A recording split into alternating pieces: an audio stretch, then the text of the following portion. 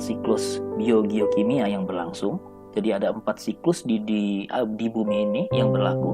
Yang pertama adalah siklus air, kemudian ada siklus oksigen dan karbon dioksida, kemudian ada siklus nitrogen, dan ada siklus fosfor. Nah, siklus hidrologi atau siklus air ini menjadi bagian dari siklus geokimia yang berlangsung di bumi. Nah, apa itu siklus hidrologi? Nah, ternyata siklus hidrologi itu adalah merupakan siklus atau sirkulasi air yang berasal dari bumi, kemudian menuju ke atmosfer, serta kembali lagi ke bumi yang berlangsung secara terus-menerus. Jadi perputaran pergerakan air dari bumi ke atmosfer, kemudian turun kembali ke bumi. Ya, ini berlangsung secara terus-menerus. Nah, karena bentuknya memutar dan berlangsung secara terus-menerus, inilah yang menyebabkan mengapa air tidak akan habis di permukaan bumi, karena siklusnya berlangsung secara terus-menerus. Nah, tahapan kejadiannya siklus hidrologi itu seperti apa? Jadi pada suatu saat karena adanya pemanasan oleh sinar matahari, maka air yang ada di laut itu akan menguap ya melalui proses yang namanya evaporasi. Nah, apa itu evaporasi? Evaporasi itu adalah peristiwa berubahnya air yang ada di permukaan bumi menjadi uap air dan naik ke lapisan atmosfer. Nah, evaporasi ini terjadi karena temperatur yang cukup tinggi sehingga molekul air yang ada di permukaan bumi memperoleh energi yang cukup untuk memisahkan diri dari air yang ada di permukaan. Jadi karena pemanasan yang berlangsung terus-menerus, maka si molekul air ini melepaskan dari airnya, ya, dari zat cairnya tersebut. Nah, kemudian penguapan juga terjadi pada yang namanya tumbuhan atau jasad hidup ya. Ini nanti ada penguapan dari jasad hidup tumbuhan yang kita kenal sebagai transpirasi. Jadi pengertiannya transpirasi itu adalah penguapan ya, tapi penguapannya ini terjadi dari jaringan hidup ya, berupa tanaman yang terletak di atas tanah. Nah, proses transpirasi ini terjadi akibat penguapan air tanah yang diserap akar tumbuhan, kemudian dialirkan melalui batang hingga sampai ke permukaan daun, lalu menguap ke atmosfer.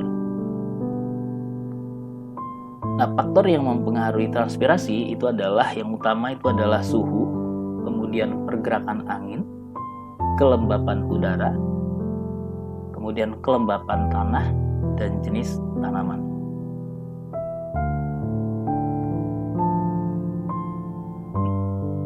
Ketika evaporasi dan transpirasi ini terjadi secara bersamaan, maka itu yang kita sebut sebagai evapotranspirasi. Jadi ketika evaporasi dan transpirasi terjadi bersamaan, maka prosesnya disebut sebagai evapotranspirasi. Ya, faktor yang mempengaruhi tentu saja meningkatnya suhu akibat radiasi matahari dan pergerakan angin serta kelembapan. Nah, ini yang menyebabkan terjadinya evapotranspirasi. Nah, selain evapotranspirasi, juga terjadi penguapan pada gunung ya, di atas gunung es itu yang namanya sublimasi. Kita kenal sebagai sublimasi. Apa itu sublimasi? Sublimasi merupakan penguapan yang terjadi di kutub atau puncak gunung, di mana adanya proses perubahan es menjadi uap air tanpa mengalami fase cair terlebih dahulu. Jadi es langsung menguap karena pemanasan matahari. Nah, ketika uap-uap air akibat proses evaporasi dan transpirasi tersebut itu berubah menjadi uap-uap air, maka pada suatu ketinggian tertentu maka uap air itu akan mengalami kondensasi ya, atau pengembunan. Nah, kondensasi ini secara pengertian adalah perubahan wujud uap air menjadi partikel-partikel titik air dengan ukuran yang sangat kecil setelah proses penguapan. Nah, kondensasi dipengaruhi oleh suhu udara pada ketinggian tertentu. Ya, partikel-partikel air kemudian akan saling berdekatan dan akhirnya membentuk yang namanya awan. Jadi, evaporasi terjadi, transpirasi terjadi, kemudian dia naik ke atas sampai pada ketinggian tertentu, maka akan mengalami proses kondensasi atau pengembunan. Uap-uap air itu menjadi titik-titik air yang sangat kecil, kemudian bersatu, itu membentuk awan. Nah, selanjutnya karena ada angin, maka awan-awan tersebut akan bergerak menuju daratan karena ada angin dan perbedaan tekanannya, perbedaan tekanan. Jadi dia akan digerakkan oleh angin. Di proses pergerakan awan itu namanya adveksi. Kemudian pada suatu saat ketika awan-awan itu sudah berkumpul dan mencapai titik jenuhnya, maka akan terjadilah yang namanya presipitasi. Nah, apa itu presipitasi? Presipitasi adalah perubahan wujud uap air menjadi curahan atau jatuhnya air dari atmosfer ke permukaan bumi, atau yang lebih dikenal sebagai hujan. Nah, ketika presipitasi terjadi di daratan, maka awan akan menghasil curahan berupa air, yaitu hujan. Tapi kalau misalnya presipitasinya terjadi di dataran tinggi dengan tekanan udara yang rendah, seperti puncak gunung, maka awan akan menghasilkan curahan dalam bentuk salju atau es. Nah, akibat presipitasi atau hujan tadi, maka sebagian air yang jatuh di permukaan bumi itu akan terinfiltrasi.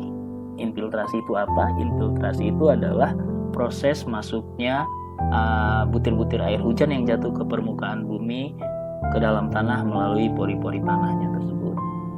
Jadi ini infiltrasi, dan infiltrasi itu sebagian ada yang mengalir sebagai aliran air tanah yang disebut perkolasi, kemudian ada bagian yang terus menjadi cadangan air tanah atau ground water table.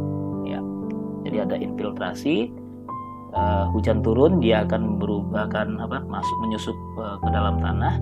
Tapi ada sebagian lagi yang mengalir sebagai aliran permukaan atau yang disebut runoff ya. Runoff ini bisa jadi pada akhirnya akan mengalir ke drainase-drainase alam, yaitu sungai, kemudian akan masuk ke laut kembali. Nah, proses ini secara keseluruhan ketika terjadi penguapan atau evaporasi, transpirasi, kemudian terbentuknya awan akibat kondensasi, kemudian terjadinya hujan atau presipitasi, lalu hujan turun di atas permukaan bumi, infiltrasi dan runoff itu akan mengalir kembali ke laut, airnya akan mengalir kembali ke laut. Ini yang disebut sebagai siklus hidrologi.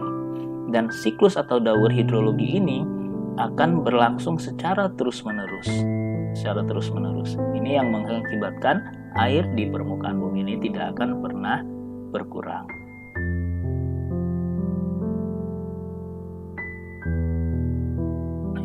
Nah, ini adalah gambaran secara umum, ya. Jadi ada penguapan semuanya dari laut, kemudian dari vegetasi, kemudian dari sungai, dari soil atau tanah, kemudian ada transpirasi dari tumbuhan, dia terjadi proses penguapan, kemudian penguapan itu menghasilkan awan akibat kondensasi, awan ditiup angin ke daratan, kemudian pada titik jenuh tertentu dia akan turun sebagai hujan dia akan sebagian akan menjadi aliran permukaan yang akan menuju ke laut, sebagian lagi akan masuk ke dalam tanah sebagai ground water table, dan sebagian lagi akan menjadi aliran air tanah atau perkolasi.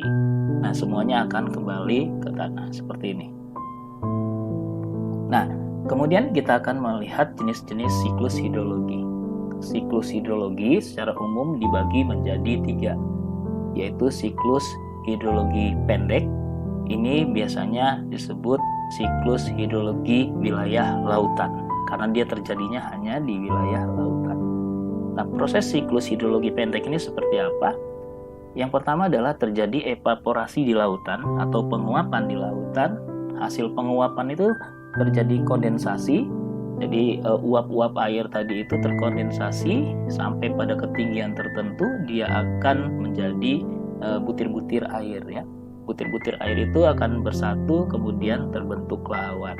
Kemudian awan mengalami adveksi, muncul adveksi, kemudian dia akan turun sebagai hujan, ya, jatuh sebagai hujan. Namun presipitasinya masih berlangsung di wilayah lautan. Nah, seperti ilustrasi seperti ini. Jadi evaporasi terjadi di lautan, terjadi kondensasi, kemudian akibat angin teradveksi awannya tersebut, kemudian akan jatuh sebagai hujan sebelum dia mencapai daratan. Nah, ini siklus pendek hidrologi. Kemudian siklus tengah hidrologi atau siklus sedangnya itu biasanya terjadi wilayah daratan dekat lautan. Ya, jadi prosesnya adalah sama, ada evaporasi, kemudian ada kondensasi, ada adveksi, kemudian terjadi presipitasi, turunnya di wilayah daratan. Kalau tadi siklus pendek turunnya di laut, kalau ini terjadinya di daratan.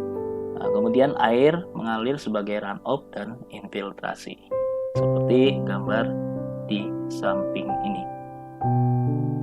Nah, bagaimana kalau siklus yang ketiga, yaitu siklus hidrologi,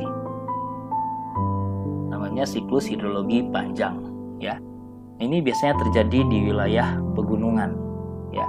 Prosesnya adalah persis sama, ada evaporasi, jadi dari lautan, juga dari tanaman hidup, ya, tanaman, kemudian ada sublimasi, terkondensasi, kemudian dia teradveksi, kemudian jatuh sebagai hujan, tapi bukan dalam bentuk curahan air, melainkan curahan salju ataupun es, ya. Ini kemudian es atau salju itu berubah menjadi terakumulasi menjadi gletser, dan gletser itu akan mencair, kemudian dia mengalir sebagai air masuk ke aliran-aliran sungai. Ya, proses ini akan sangat panjang seperti ini. Jadi terjadi perbedaannya, kalau di siklus yang sedang itu terjadi hujan dalam bentuk butiran air, tapi kalau siklus hidrologi panjang itu terjadi dalam bentuk presipitasinya terjadi dalam bentuk salju atau es.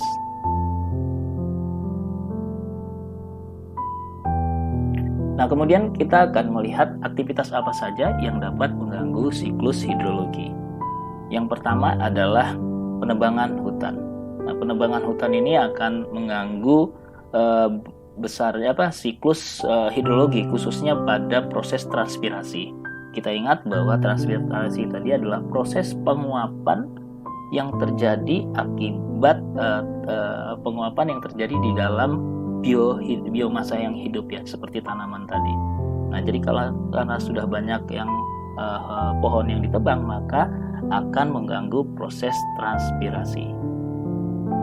Kemudian yang lain adalah yang mengganggu adalah kebakaran. Ini hampir sama. Jadi kebakaran hutan juga akan mengganggu proses transpirasi yang terjadi di dalam siklus hidrologi. Kemudian yang lain adalah siklus hidrologi juga ini terganggu akibat adanya proses pembangunan. Jadi perubahan tutupan lahan itu akibat pembangunan ini juga akan sedikit banyak akan mengganggu proses siklus hidrologi. Ya, walaupun pembangunan itu berdampak positif buat kita, namun setidaknya pembangunan harus memperhatikan atau berwawasan lingkungan. Yang lain adalah proses pencemaran udara. Nah, industrialisasi ini mengakibatkan juga terganggunya namanya siklus hidrologi. Ya, siklus hidrologi. Jadi pencemaran udara ini menyebabkan pemanasan global sehingga Sehingga proses penguapan tuh sering lebih banyak terjadi. Akibatnya Akibatnya banyak turun hujan. Ketika curah hujannya terlalu tinggi, maka akan menyebabkan yang namanya bencana seperti banjir. Kemudian yang lain juga adalah pencemaran air. Nah, ini jadi beberapa tadi yang saya sampaikan adalah aktivitas-aktivitas manusia yang dapat mengganggu siklus hidrologi. Saya rasa itu yang bisa saya bagi untuk kesempatan materi minggu kedua ini. Saya ucapkan terima kasih atas perhatian